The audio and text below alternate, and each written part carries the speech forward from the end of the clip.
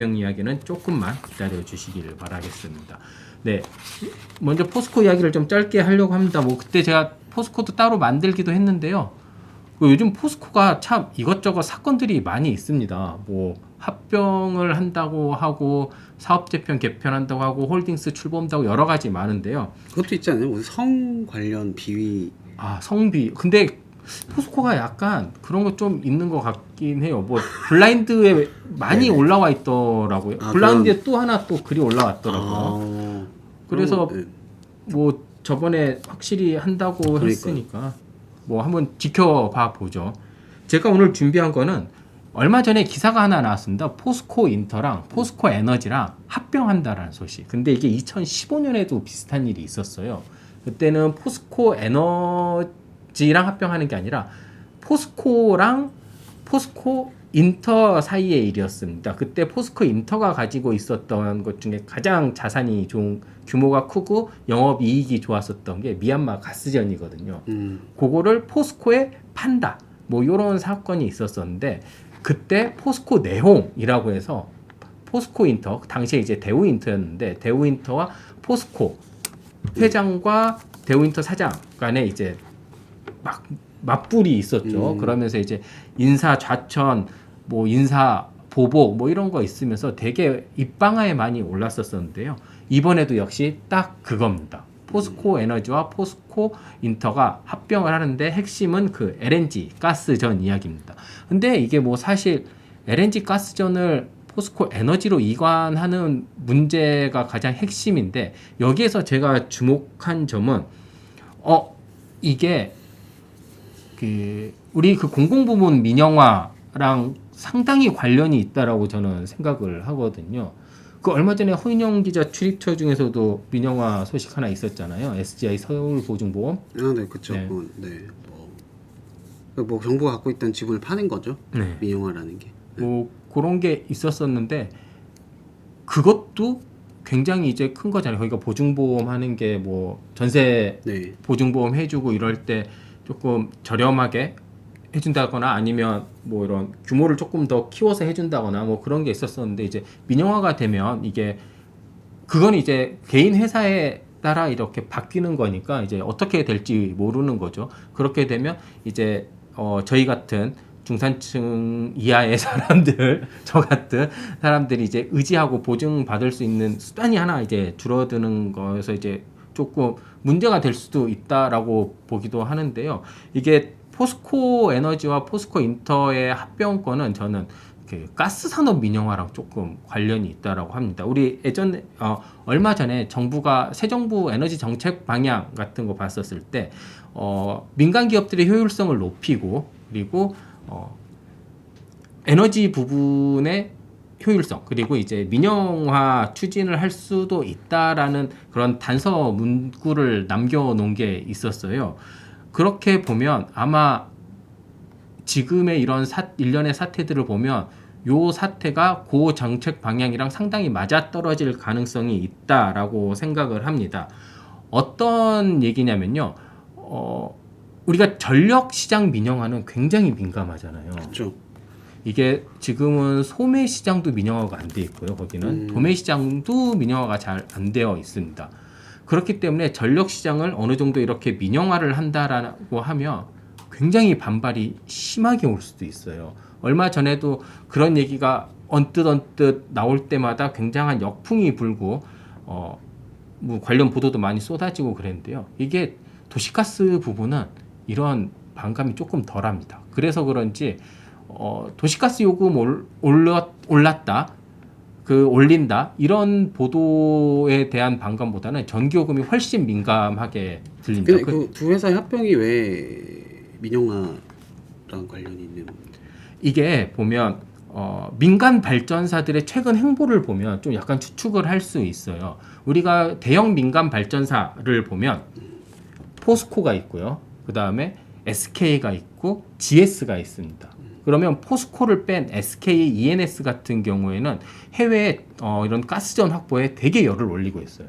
지금 우리나라 천연가스 시장 그 관련 규정상 이런 민간 발전사들은 자기가 쓸 부분에만 이렇게 직도입을 할 수가 있어요. 그리고 그거를 뭐 국내에 뭐 이렇게 대판다든지 이렇게는 할 수가 없거든요. 그러니까 뭐 도매로 판다든지 소매로 판다든지 이렇게는 할 수 없습니다. 그리고 GS 같은 경우에는 이제 GS 칼텍스라는 회사 자체가 칼텍스와 이제 GS 간의 이런 같은 합작사잖아요. 그렇기 때문에 미국의 셰일가스라든지 이런 거에 대한 확보 차원이 있습니다.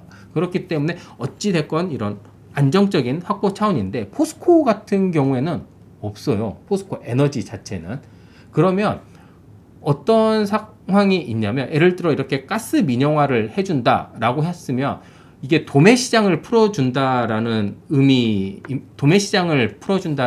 이미 도시가스 같은 경우에 소매 시장 같은 경우는 다 민영화가 돼 있습니다. 우리 뭐 삼천리 같은 경우도 있고 뭐 중부 이런 게 다 개인 회사잖아요. 그렇기 때문에 이렇게 도매 시장을 풀어준다라는 의미인데 제가 취재한 바에 따르면 올해 한 연말쯤 되면 이런 도매 시장에 민간 진출을 일부 허용하는 방식으로 열릴 가능성이 꽤 있습니다. 그렇게 되면 풀어주면 어떤 산업군을 딱 정해서 풀어줘야 되잖아요. 네.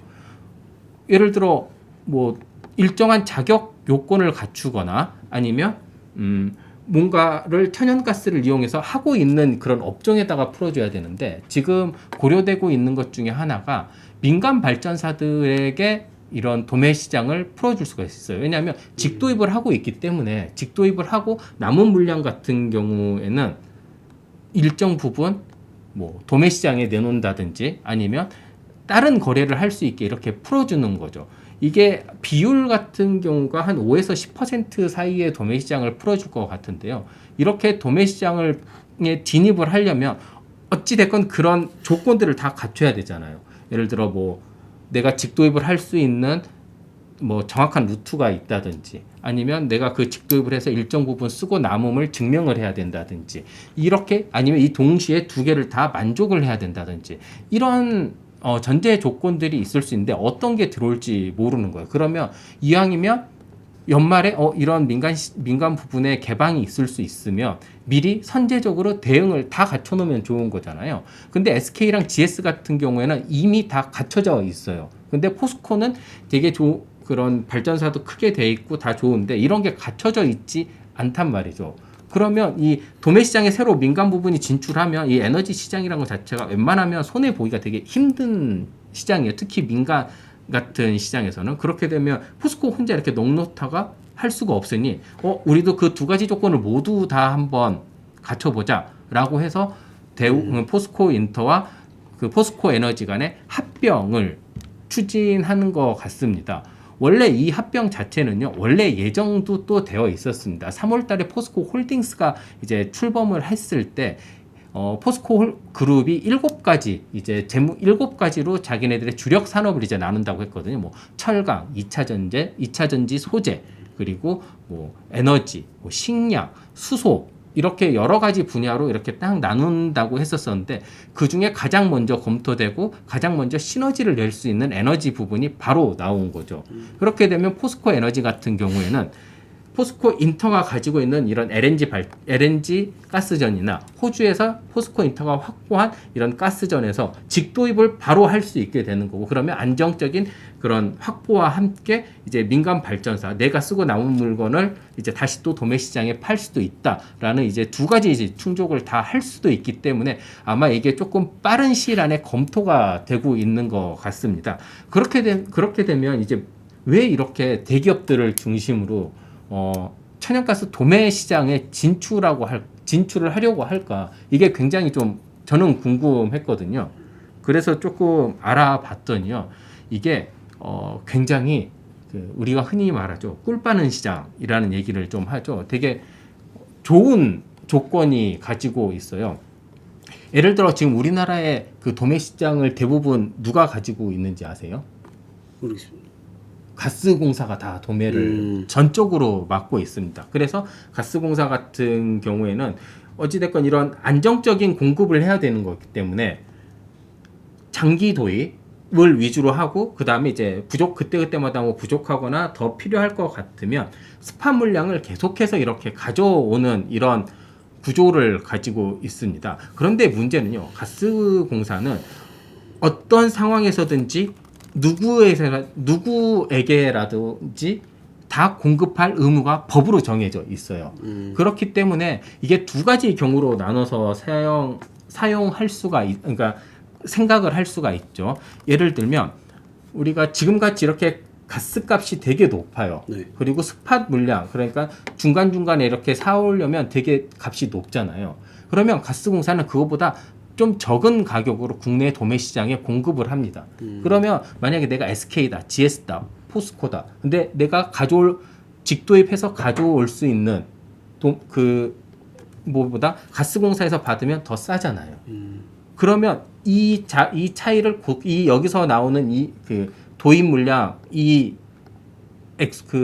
도입 비용을 그만큼 더 아낄 수가 있는 거죠. 그리고 자기가 도입하기로 한 거는 도입을 안 하면 되는 거고요. 그렇게 되면 이게 재무적이나 실제 이익률에서 굉장히 좋게 된다라는 거죠. 그리고 이렇게 쭉 받다가 예를 들어 가스값이 안정화가 되고 낮아진다. 그렇게 되면 어떡합니까? 스팟 물량이 되게 더 싸게 되겠죠. 그 가스공사가 주는 것보다. 그렇게 되면 안 받아도 돼요. 그러니까 이거를 받는 입장에서는 꼭 받아야 되는 의무가 없거든요. 그러면 내가 확보할 수 있는 스팟 물량을 가져와서 발전을 하면 모든 전기의 값은 이 가스공사 도매 가격에 좀 맞춰져 있기 때문에 요만큼의 또 이익을 또 볼 수가 있는 거죠. 그렇게 되면 정말 되게 쉽게 좀 이득을 볼 수가 있잖아요. 그래서 최근에 이렇게 고유가임에도 불구하고 이런 민간 발전사들의 영업이익률은요 되게 높습니다. 10% 후반에서 20% 초반까지 됩니다. 그리고 이런 상황이 되게 적나라하게 일어났었던 게요. 2013년 이때쯤이었거든요. 그때가 언제냐면 2011년에 유가가 거의 정점을 찍었다가 12년에 100불에서 지금과 같이 이렇게 보합세를 좀 갖다가 13년부터 하락하기 시작을 한 겁니다. 그렇게 되면 가스공사는 2008년부터 지속된 이런 고유가 시기에도 공급 의무가 있기 때문에 조금 더 싸게 다들 공급을 했었던 거죠. 그러다가 이렇게 값이 싸지니까 그때부터 민간 발전사들이 직도입을 조금씩 했었거든요. 여기에서 가져오는 이익이 너무 컸었던 겁니다. 그때 당시에 한 민간 발전사의 이익률이요 최대 75%까지 나온 적이 있습니다. 그리고 보통 그때 당시 영업이익률이 40%가 나왔었죠. 이런 사업 구조를 가지고 있다라는 것을 알고 있었기 때문인지 민간 발전사들은 항상 요구하는 게 직도입을 좀 할 수 있게 해달라라고 했었고, 이게 조금 많이 완화가 돼서 직도입을 할 수 있게 되니 물량이 좀 많아지잖아요. 그럼 우리도 도매 시장에 조금 진출을 하고 싶다. 아니면 이게 국내에서 마음껏 이거 우리가 거래를 할 수 있게 해달라라고 항상 얘기를 하는 겁니다. 그렇기 때문에 이렇게 만약에 하반기에 도매 시장이 조금 풀리게 되면 어떤 상황이 벌어지게 될까요? 그만큼 가스공사가 안정적으로 공급하던 물량에서 한 어느 정도가 굉장히 이런 요동을 칠 수 있는 게 되겠죠. 그렇게 되면 이게 떨어질 때는 아마 가격을 좀 더 낮출 수 있는 효과도 있지만 올라갈 때는 굉장히 더 크게 상승할 수 있는 요인이 되는 겁니다. 그렇기 때문에 이런 직수입자 그리고 이런 민간 발전사들이 도매 시장에 진출하는 거, 우리나라는 아직 한 번도 해본 적이 없거든요. 이런 에너지 부분을 민간에 넘긴다라는 거, 이게 굉장히 위험하다. 그러니까 뭐 걱정되는 분야가 좀 있을 수 있어요. 실제로 제가 하나 말씀을 드릴게요. 2018년부터 22년까지 이런 LNG 스팟 가격에 따른 전력 시장 내 직수입 비중이라는 그래프가 있는데요. 이거를 제가 따로 그래프를 하나 만들려고 했는데 너무 바빠가지고 만들지 못해요. 제가 그냥 말씀으로만 드릴게요. 2018년의 경우에요. 스팟 가격이 굉장히 어느 정도 떨어졌었습니다. 우리 2018년 생각해보면 이게 거의 저성장의 거의 마지막 쯤에 왔었잖아요. 저성장 기조였기 때문에 유가도 낮았었고, 그렇기 때문에 직수입할 때 LNG의 비중이 굉장히 쌌습니다. 이랬을 때 민간 발전사들이 직수입 비중이 13%에서 21%까지 급속도로 높아지게 됩니다.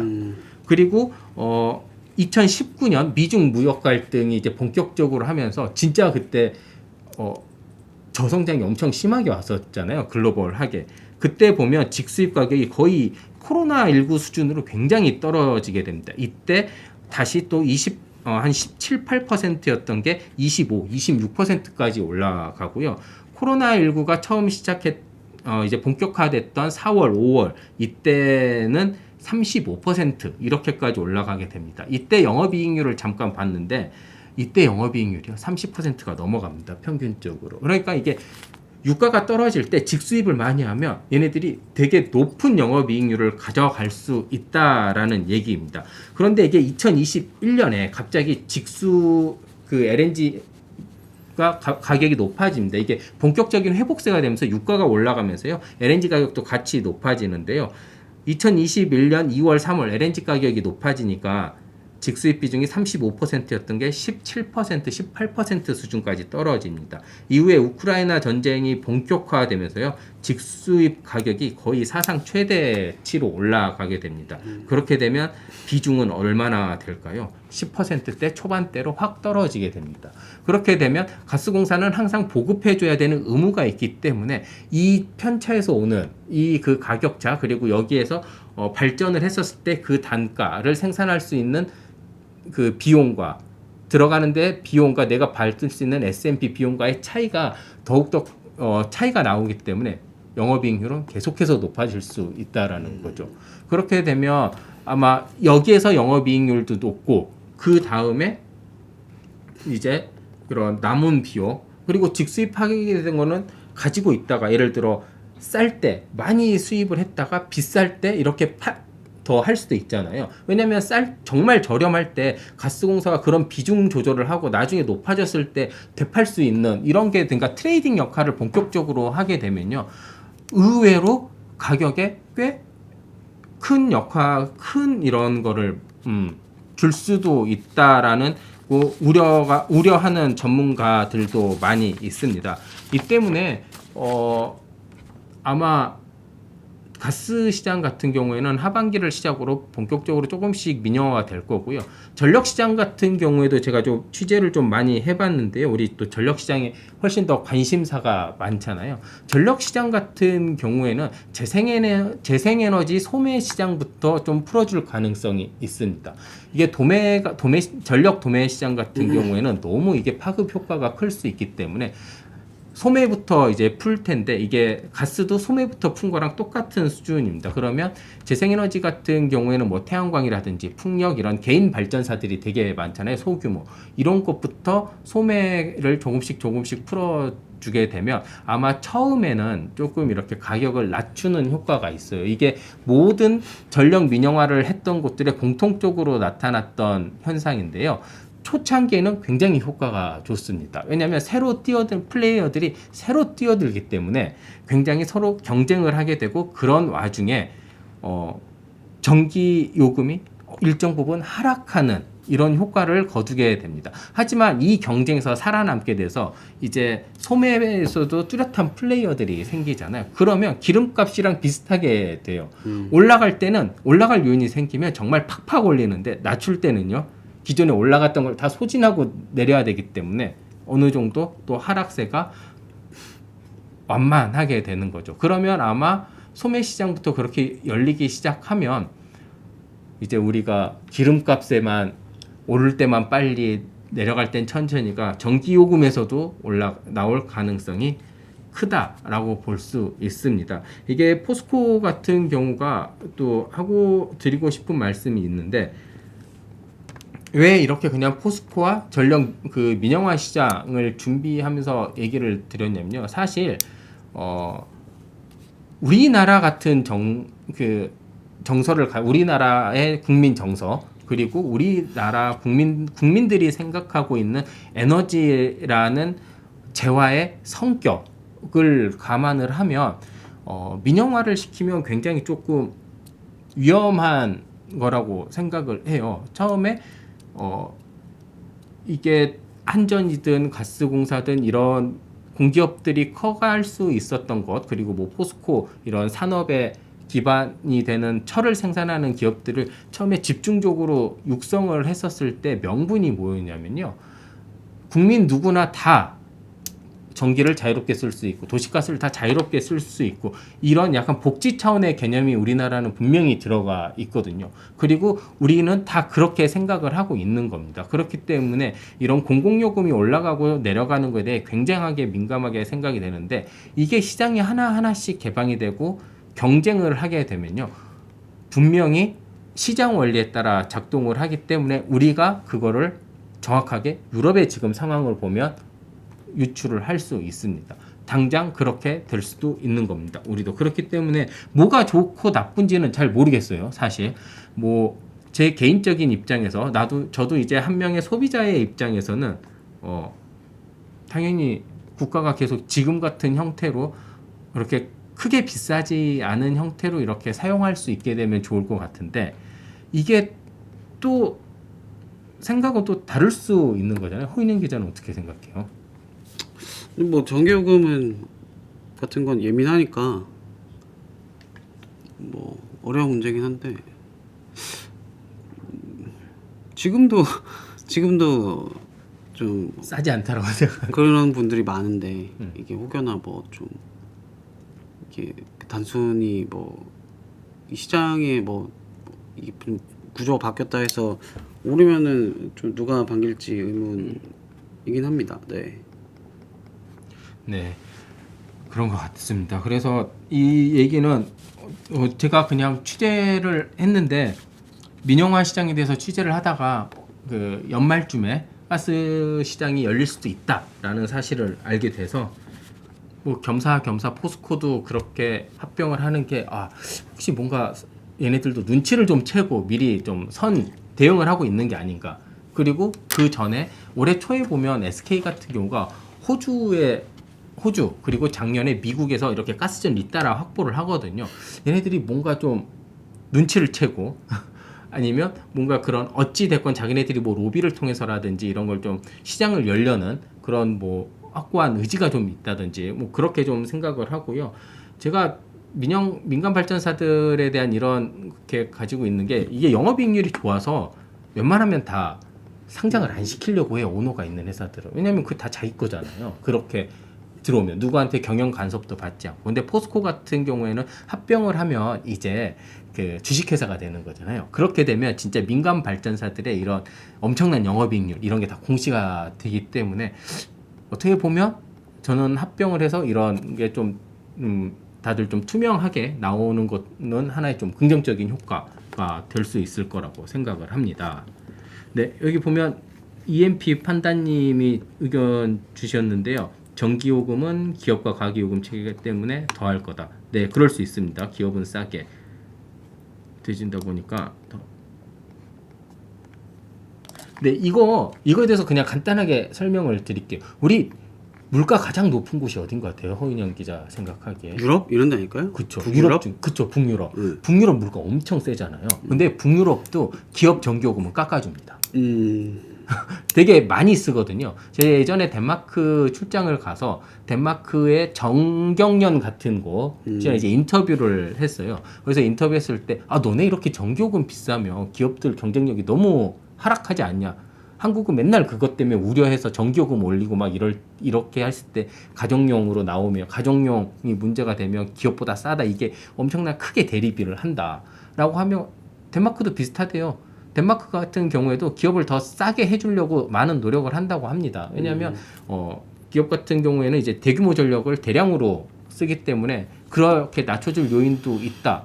어떻게 보면 우리나라랑 똑같은 답변을 하고 있는데요. 그러면서도 그 원가를 생각하면 기업들은 결코 많이 적게 받는 건 아니다. 똑같은 얘기를 하는데 그냥 숫자 표면적으로 보면 정말 더 쌉니다. 그리고 덴마크라든지 여러 개 그 프랑스 그리고 영국 이렇게 약간 그 전력 시장이 민영화되어 있는 곳들을 잘 보면요.